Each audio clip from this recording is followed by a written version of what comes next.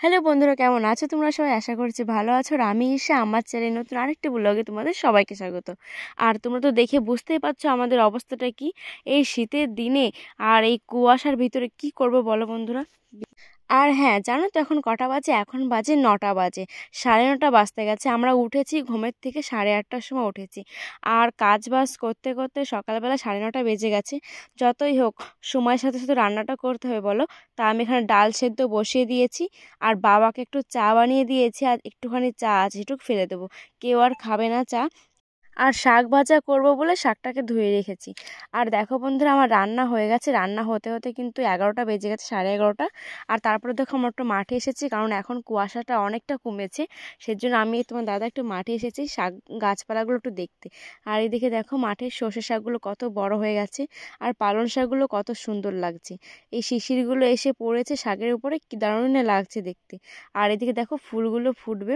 আর সামনেও না আমি ফুল লাগিয়েছি, সেইগুলো অনেকটা ফুল ফুটেছে, কিন্তু না সব তুলে নিয়ে গেছে, একটা ফুলও নেই। আর এদিকে দেখো তোমার দাদাকে আমি লঙ্কা ভাজতে দিয়েছি। আমি স্নান করতে যাব, সেই জন্য তোমার দাদাকে লঙ্কা ভাজতে দিয়েছি, যে আমার স্নান করতে করতে যেন লঙ্কাটা ভাজা হয়ে যায়। আর এই শীতের দিনে কিন্তু স্নান করাটাই বড় কাজ বন্ধুরা। স্নান হয়ে গেলে কিন্তু একেবারে পুরো সব কাজ হয়ে যায়। আর এইদিকে দেখো স্নান করা এসে আমি খেতে বসেছি শাক ভাজা আর ডাল। আর এদিকে দেখো কিন্তু রোদ কিন্তু এখন উঠে গেছে, পুরোভাবে কুয়াশাটা কমে গেছে। এখন 12:30 বাজে, 12:30টার সময় রোদ উঠেছে। দেখতেই তো পাচ্ছ কত সুন্দর রোদটা উঠেছে, তাও সেইভাবে কিন্তু রোদ ওঠেনি, আর কুয়াশা কুয়াশাও আছে। আর তোমাদেরকে আমি একটা জিনিস দেখাইনি, আমি এই 3 মাস হয়ে গেছে আমি উত্তরপ্রদেশে এসেছি। তোমরা কি কিছু দেখতে পাচ্ছ বন্ধুরা? এটা হচ্ছে বিড়াল। এই ইউপিতে এসে আমি এই ধরনের বিড়াল দেখেছি, আমি এর আগে কখনো দেখিনি। পুরো মনে হচ্ছে বাঘের বাচ্চা। আমি তো প্রথম দিন ভেবে দেখেছি বাঘের বাচ্চাই ভেবেছি। তারপরে তোমার দাদা বললো না, এটা বিড়াল। কোন ধরনের যে বিড়াল সেটাই জানতাম না। আর এদিকে দেখো তোমার দাদা বাজারে গেছিলো বাজার করতে। আর চলো তোমাদের দেখাই কি কি বাজার করে এনেছে। আর তোমার দাদা প্রথমে আছে জিলাপি।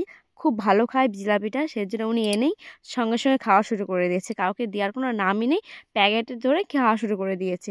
যাক, আমি তো ভালো জিলাপিটা খাই না বন্ধুরা, তোমার দাদাই ভালো খায়।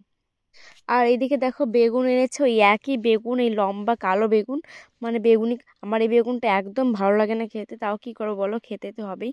আর এখানে আছে টমেটো আর কাঁচা লঙ্কা। আর এটাতে একটা মাছ, এটাতে মাছ আছে। আর এটা পেঁয়াজ আর মাংস আছে। এবার তোমাদেরকে ঢেলে দেখাবো কি কি মাছ এনেছে।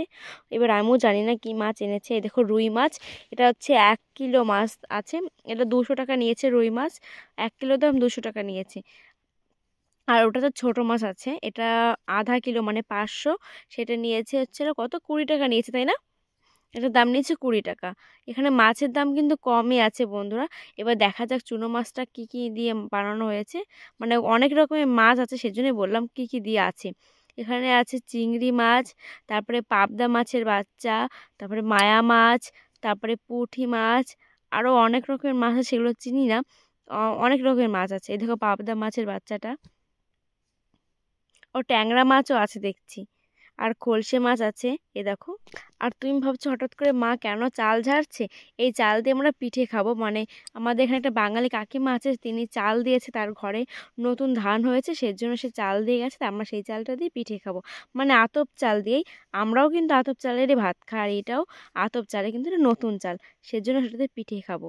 আর এদিকে দেখো আমি মাছটা ভেজে নেব, কারণ আজকে মাংস রান্না হবে আর পিঠে খাবো আমরা। আর মাছ ভাজতে ভাজতে তেলটাই ফুরিয়ে গেছিলো, তারপর তোমাদের তেল নিয়ে এসেছে।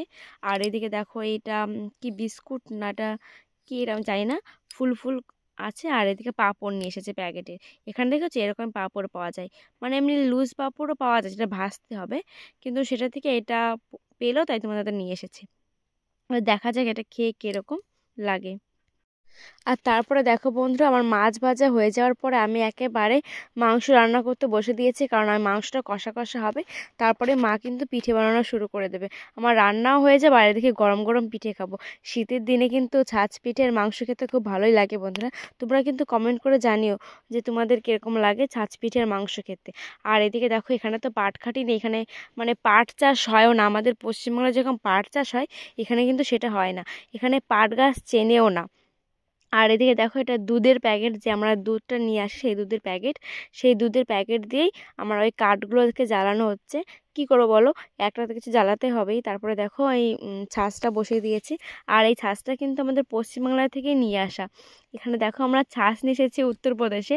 হ্যাঁ, কি বলবো বলো, এখানে তো পাওয়া যায় না, খেতে তো হবেই।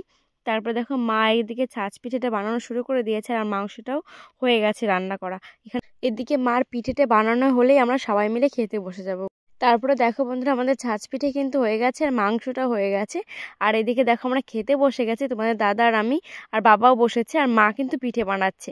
কারণ গরম গরম পিঠে খেতে হবে, তো সেই জন্য মার তো বানানো না হলে তো হবে না, একবার বানাচ্ছে আর আমরা খাচ্ছি। আর আজকের ভিডিওটি এই পর্যন্তই বন্ধুরা, দেখা হচ্ছে পরের ভিডিওতে। Tata, good night.